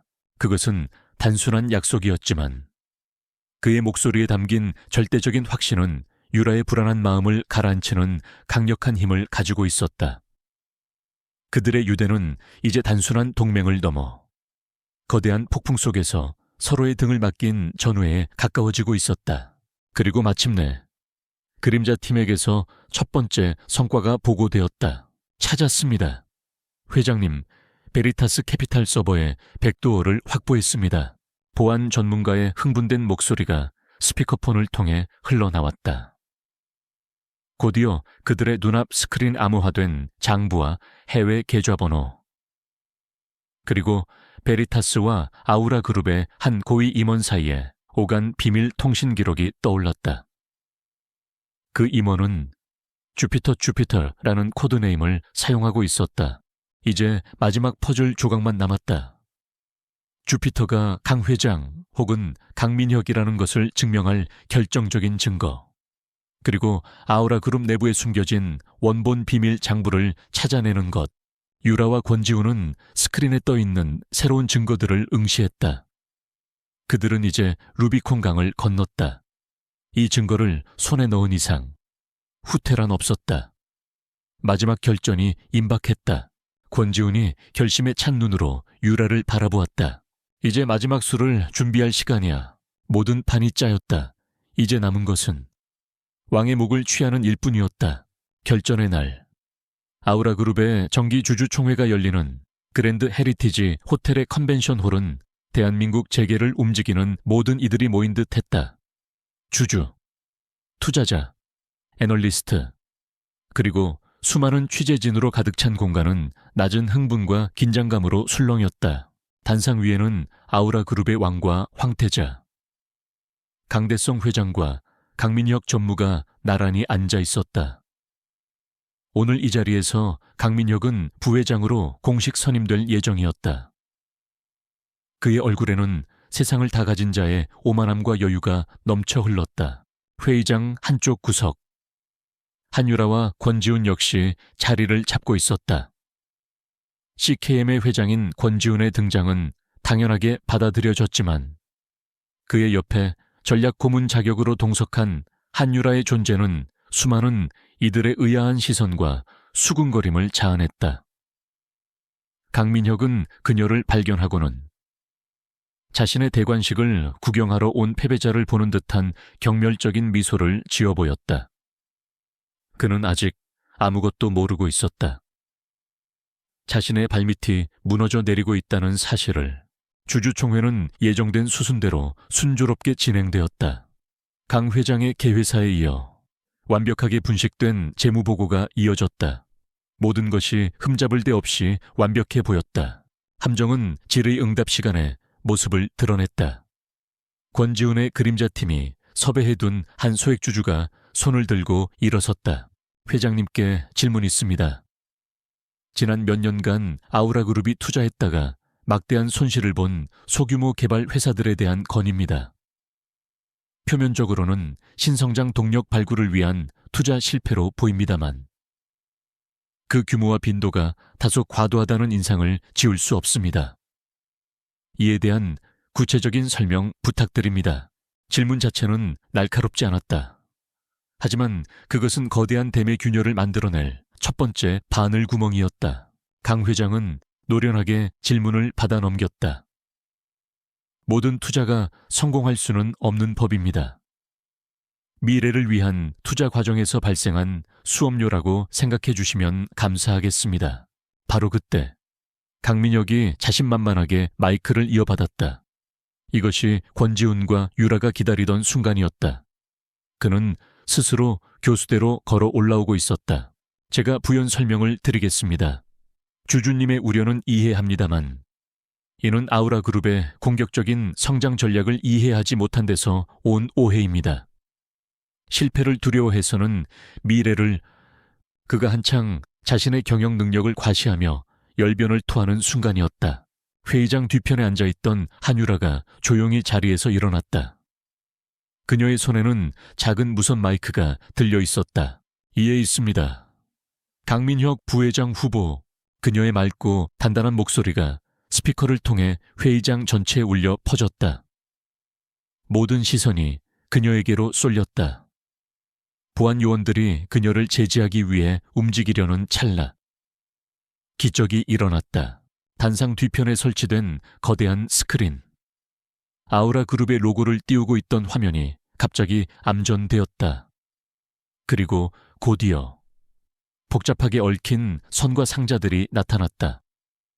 아우라 그룹에서 시작된 자금의 흐름이 수십 개의 유령 회사를 거쳐 베리타스 캐피탈로 흘러 들어간 뒤 최종적으로는 조세 피난처의 해외 계좌로 사라지는 과정을 보여주는 도표였다.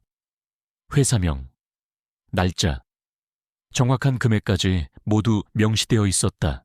저게 뭐야? 비자금 흐름도 아니야.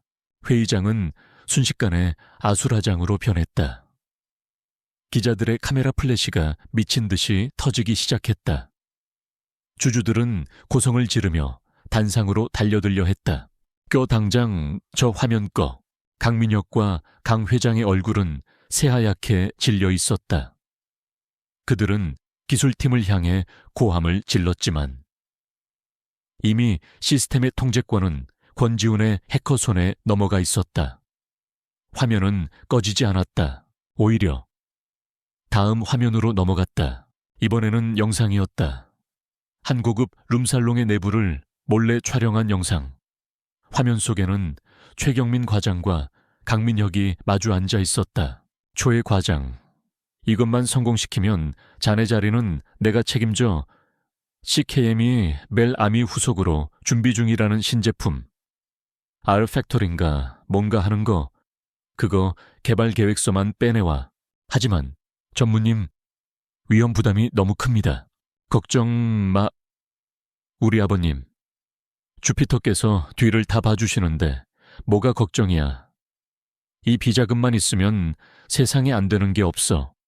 한유라, 그 X는 내가 반드시 내 발밑에 다시 꿀릴 거야. 영상 속 강민혁은 자신의 입으로 주피터라는 코드네임과 비자금의 존재, 그리고 한유라를 향한 범죄 모의까지 스스로 자백하고 있었다. 그것은 빼도 박도 못하는 결정적인 증거였다.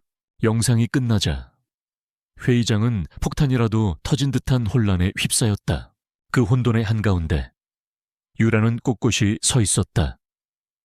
그녀의 얼굴에는 복수심이나 통쾌함 대신 차가운 결연함만이 감돌았다. 그녀는 복수를 완성한 버림받은 여자가 아니라 거대한 범죄를 고발하고 정의를 실현하는 심판자였다. 유라는 아수라장의 중심에서 자신을 바라보는 강민혁과 시선을 마주했다. 그의 얼굴은 불신과 경악, 그리고 사르에 가까운 증오로 일그러져 있었다. 그 시선이 교차하는 순간 두 사람의 권력 관계는 완벽하고도 영원히 역전되었다. 인형이 왕을 무너뜨린 순간이었다. 그가 파티장에서 그녀에게 안겨주었던 공개적인 치욕은 이제 수천 배가 되어 그의 심장에 박혔다. 바로 그때였다.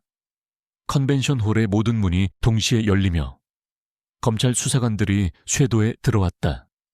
선두에 선 부장검사가 단상을 향해 차가운 목소리로 외쳤다. 아우라그룹 강대성 회장, 강민혁 전무를 특정 경제범죄 가중처벌, 법상 횡령 및 배임, 조세 포탈, 시장 질서 교란 혐의로 긴급 체포합니다. 검사가 체포영장을 들어보이는 순간 강대성 회장은 충격에 겨운 듯 가슴을 부여잡고 단상 위로 쓰러졌다. 강민혁은 이성을 잃고 발악하며 유라를 향해 저주를 퍼부었다. 한유라 이개 같은 X, 내가 너를 가만두지 않을 거야. 그의 마지막 발악은 수사관들에게 제압당하는 소음과 함께 묻혔다. 아우라 그룹의 화려했던 벨벳 커튼은 그렇게 가장 공개적이고 치욕스러운 방식으로 갈갈이 찢겨나갔다. 유라는 그 모든 광경을 조용히 지켜보았다. 어느새 권지훈이 그녀의 곁으로 다가와 말없이 그녀의 어깨를 가볍게 감싸 쥐었다. 그의 손에서는 차갑지만 단단한 힘이 느껴졌다. 전쟁은 끝났다. 폭풍이 지나간 자리는 고요했다. 아우라 그룹의 몰락은 대한민국 재계에 거대한 파장을 남겼다. 강씨 부자의 재판은 연일 언론의 헤드라인을 장식하는 국민적 스캔들이 되었고 수십 년간 쌓아 올린 철옹성은 허무하게 무너져 내렸다. 채권단의 관리에 들어간 아우라 그룹은 강도 높은 구조조정에 들어가며 과거의 영광을 모두 잃어버렸다. 그 혼돈의 중심에 섰던 한유라는 이제 업계의 전설적인 인물이 되어 있었다. 그녀의 이름 앞에는 비운의 약혼녀라는 꼬리표 대신 아우라 제국을 무너뜨린 잔다르크, 천재 전략가와 같은 화려한 수식어가 붙었다. 수많은 기업에서 그녀에게 파격적인 조건의 스카우트 제의를 해왔지만 그녀는 CKM에 남는 것을 택했다. 더 이상 강민혁의 과거에 얽매이지 않고 오롯이 자신의 실력과 성취로 세상에 우뚝 선 것이다. 몇 달의 시간이 흐르는 동안 그녀는 변해 있었다. 과거의 그늘과 불안함은 사라지고 그 자리에는 조용하지만 누구도 함부로 할 수 없는 단단한 힘과 평온함이 자리 잡았다. CKM 그룹은 아우라의 몰락을 기회 삼아 업계의 독보적인 1위로 올라섰다. 논란의 중심이었던 엘리시안 호텔 파트너십은 당연히 CKM의 차지가 되었다. 한유라는 그 공을 인정받아 자신이 직접 만들었던 태스크포스 팀을 정식 부서로 승격시키고 CKM 그룹 전체의 마케팅 본부장 자리에 올랐다. 한때 그녀를 멸시하고 경계했던 박 이사를 포함한 모든 동료들은 이제 진심에서 우러나온 존경심으로 그녀를 대했다. 그녀는 모든 의심을 실력으로 잠재웠다. 모든 것이 제자리를 찾은 어느 날 저녁이었다. 유라는 CKM 타워 최상층에 위치한 루프탑 가든에 올라와 있었다. 오직 소수의 임원들만 출입할 수 있는 그곳은 도시의 소음이 닿지 않는 고요한 하늘의 섬과도 같았다.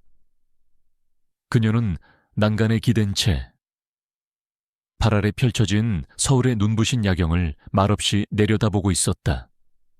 길고 길었던 전쟁이 끝났음을, 그리고 이제 새로운 길을 향해 나아가야 함을 실감하는 순간이었다. 그때 등 뒤에서 조용한 발소리가 들렸다. 돌아보지 않아도 누구인지 알 수 있었다. 여기 있을 줄 알았어. 권지훈이었다.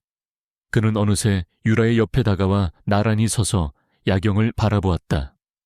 전쟁이 끝난 지금 두 사람 사이에 흐르는 공기는 이전과 달랐다. 생사를 건 동맹의 팽팽한 긴장감 대신 편안하고 고요한 친밀감이 감돌고 있었다. 이제 정말 다 끝났네요. 유라가 먼저 침묵을 깼다. 그래, 끝났지? 권지훈은 잠시 도시의 불빛을 응시하더니 시선을 돌려 유라를 바라보았다. 그날 밤 내 채 올라탔던 당신을 기억해.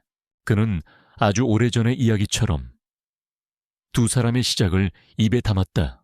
세상 모든 것을 잃은 절망적인 얼굴이었지만 이상하게도 나는 부서진 여자를 본 게 아니었어. 마침내 좁은 세장을 부수고 뛰쳐나온 상처 입은 호랑이를 봤지. 그 눈빛에 매혹됐던 것 같아. 그는 처음으로 자신의 감정을 솔직하게 드러내고 있었다. 그의 고백은 계속되었다. 처음엔 당신의 잠재력을 보고 싶다는 지독한 호기심이었어. 당신이라는 최고의 무기를 내 손에 넣고 내 왕국을 위해 휘두르게 하고 싶다는 욕망이었지. 하지만 당신이 싸우는 모습을 보면서 당신의 지성과 용기, 그리고 결코 타협하지 않는 그 신념을 보면서 모든 게 변했어. 그의 목소리는 낮고 진중했다. 나는 더 이상 그림자 속에서 당신의 길을 안내하는 손이 되고 싶지 않아. 유라 씨, 이제는 빛 속에서 당신의 옆에 나란히 서 있는 사람이 되고 싶어. 그것은 소유욕이 아닌 동반자로서의 고백이었다. 그녀를 자신의 아래에 두는 것이 아니라 동등한 눈높이에서 함께 걸어가고 싶다는 진심 어린 청혼과도 같았다. 유라는 그의 뜨거운 시선을 피하지 않았다. 그녀 역시 모든 것을 알고 있었다. 두 사람의 시작은 결코 평범하거나 낭만적이지 않았다. 그녀는 그를 도피처로 이용했고 그는 그녀를 무기로 이용했다. 하지만 그 위험한 관계 속에서 그는 그녀의 진정한 가치를 알아봐준 유일한 사람이었고 그녀 스스로 일어설 수 있도록 기회를 준 사람이었다. 잿더미와 전략 속에서 피어난 기묘한 관계는 어느새 서로에 대한 깊은 존중과 신뢰로 자라나 있었다. 그녀는 대답 대신 조용히 그의 손을 잡았다. 그녀의 손은 따뜻했다. 저를 믿어주셔서 감사해요.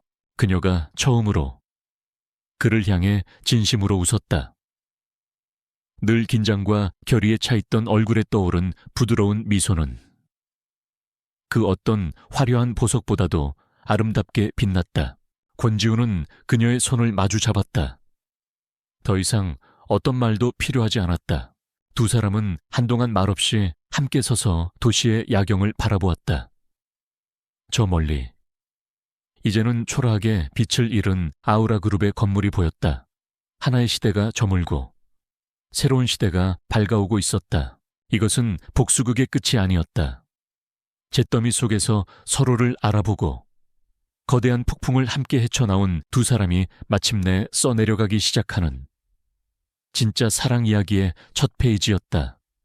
도시의 불빛이 그들의 새로운 시작을 축복하듯 밤하늘 아래 영롱하게 빛나고 있었다.